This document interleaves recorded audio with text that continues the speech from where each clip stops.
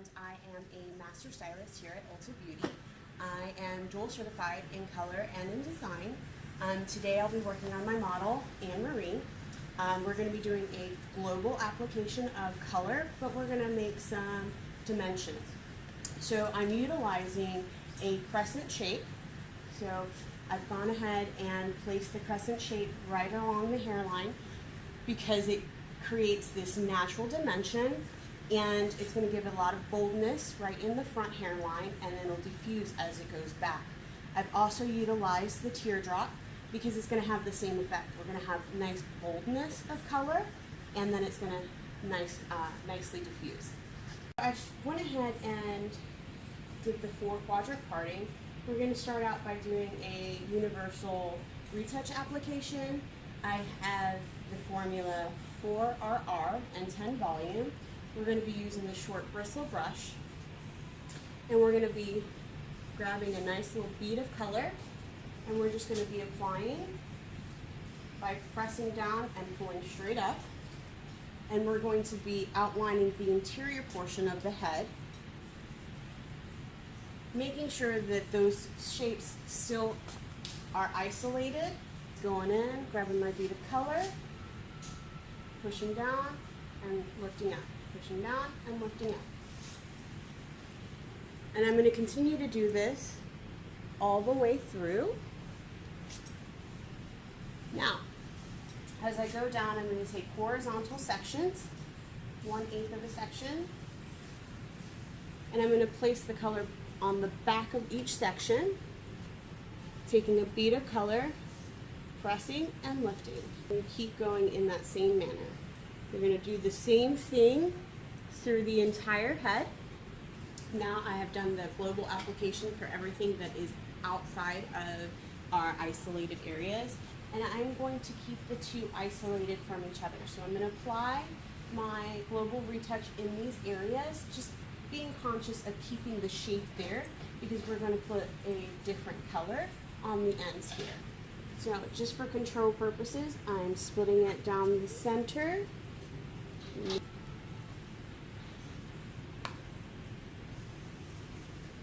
So I'm going to continue in the same manner, applying. Now I'm going towards the face, still applying to the bottom of that section, just to maintain cleanliness. Once I get to this front part, my bead of color becomes just a little bit thicker. Place quite a bit on there so that I can take this front section and just squeeze, take the corner of my brush and blend it out so that way we can maintain a nice clean hairline, maintaining my crescent shape. And I'm going to continue to do the same thing on the other side. And I'm going to treat the sides and my teardrop the same way.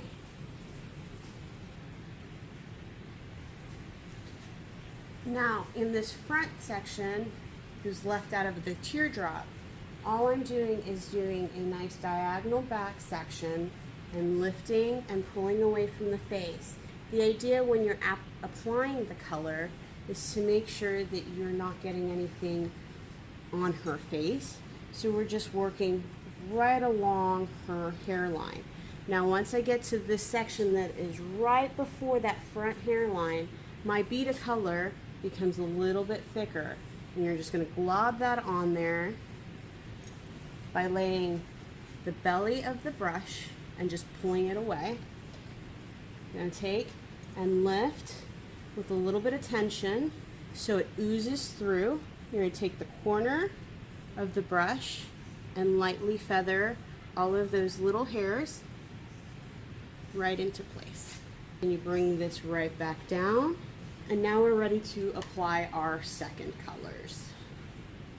Because Anne Marie is previously colored, what we've done is we've used permanent color at the new growth. What I'm doing is going just about a shade lighter, and I'm using the shade DQ cream, and I'm using the 5RR, and I'm going to be applying the color to the ends. We're working small sections. I use my hand as a paddle, again working with beads of color. I'm just going to place, and I'm going to cross hatch all the way down, making sure I blur those two together. Now, want to make sure you don't blur them too much because they're two different kinds of chemistry. You want them to kiss but not make out. So I'm just going to continue on working in that manner. Now I'm going to be utilizing this color on the areas that are outside of my teardrop and crescent shape. I've placed a balayage film just to keep everything nice and neat and so we don't cross-contaminate. I'm going to be changing lines. I am working with the Matrix SoColor Red Hot and Orange Alert, and the ratio that I have mixed is going to be 1 ounce of the Red Hot and ½ an ounce of the Orange Alert, taking the Demi, and I've mixed it 1-to-1. Mixed it with 1½ ounces of the Matrix 10 volume. I'm again working with just a bead of color. I'm placing the color right all the way up to the actual new growth color, and I'm applying right into zone 2 and moving right into zone 3. Using a nice cross hatch, making sure that I fully saturate, and I'm placing it right over the balayage film, and I'm working in diagonal backs, 1/8 of an inch to 1/4 of an inch, right all the way up, just a tiny little bit of a blur. Now I'm moving on to the sides. I'm just going to place the same balayage film, just so, and I treat it the same way, except this time I'm going to go vertically and apply so I can maintain that cleanliness away from her face. Now I'm placing another balayage film right on top. I'm going to grab my previous color and apply it to the ends here. And I'm still working in vertical subsections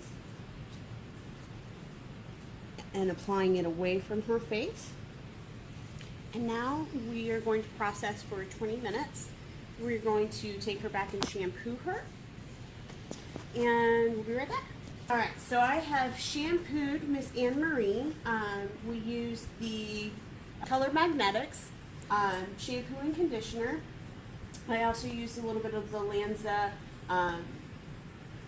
healing treatment, just kind of mixed in with the conditioner to add a little bit more conditioning in the conditioner. I've based her out for cutting using the Redken Frizz Dismiss Full Force. I'm utilizing the vertical breakdown. And how we've done that is that we've taken a center part from the front point, from the front hairline to the high point of the head, and then we continued it all the way from the high point of the head to the nape. Then we went through and we located our high point of the head by placing our comb right on the top of that head, and we went from that point to the top of the ear, Then I found my back corners. Now, how you would do that is that you would place the palm of your hand at the center back of her head, and then right on her ear. Then you would create a nice little triangle, and then just curve your fingers in, and that's where your part line should be. This start here in this back section. I'm going to take a about 2-inch horizontal subsection, and I'm going to comb that straight down and go through and make sure that my fingers match that subsection, and I am just going to cut that straight line, making sure I give it a nice little bend so it goes through and bends forward. Now I'm going to take another 2-inch subsection horizontal, make sure I am combing, maintaining a horizontal finger position and straight finger angle, and I am just cutting, then booping it a little bit so you can start to see it naturally bend. And the hair is at natural fall. There's nothing to cut. So I'm going to cut the other side the exact same way. Now I'm going to move on to these corner back pieces. We're going to kind of treat them just a tiny bit differently. Our part line is going to be right here at the top of the ear. And we're going to do a horizontal subsection. Now she has a slight angle, so instead of using a straight finger angle, we're going to do a diagonal finger angle. And her shoulder's in the way, so I'm actually going to grab her face and turn it. So now I have room to cut it. So I'm going to use the fine teeth of my comb to make sure I've got all the bumps out. Now I'm going to go in and just do a slight diagonal. And I'm going to cut to maintain that slight angle. I'm going to take another 2-inch horizontal subsection, comb at natural fall, come back with the wide teeth. So this section is a little too big, so I'm going to split it in half. I'm going to comb straight down, and I'm going to have a nice diagonal finger angle, maintaining that nice volume in the front. Go back and diagonal finger angle again, just removing that bump. Last little bit.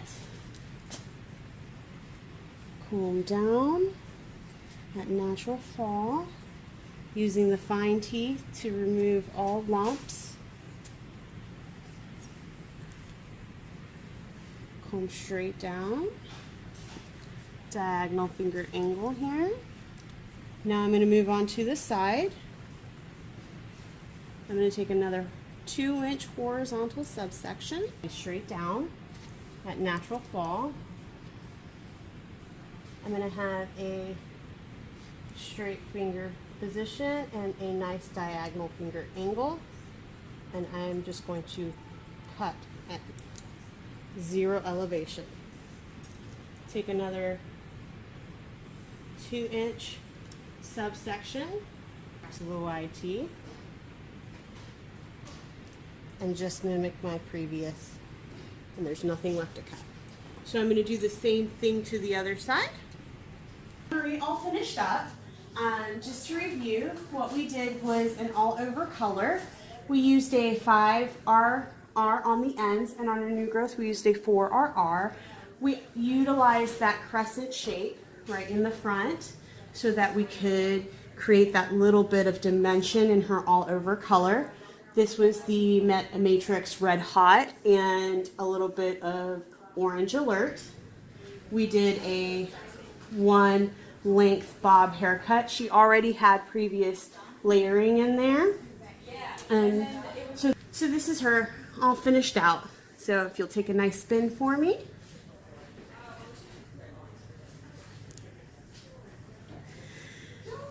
Thank you for taking the time and sharing it with me. I hope to see you soon.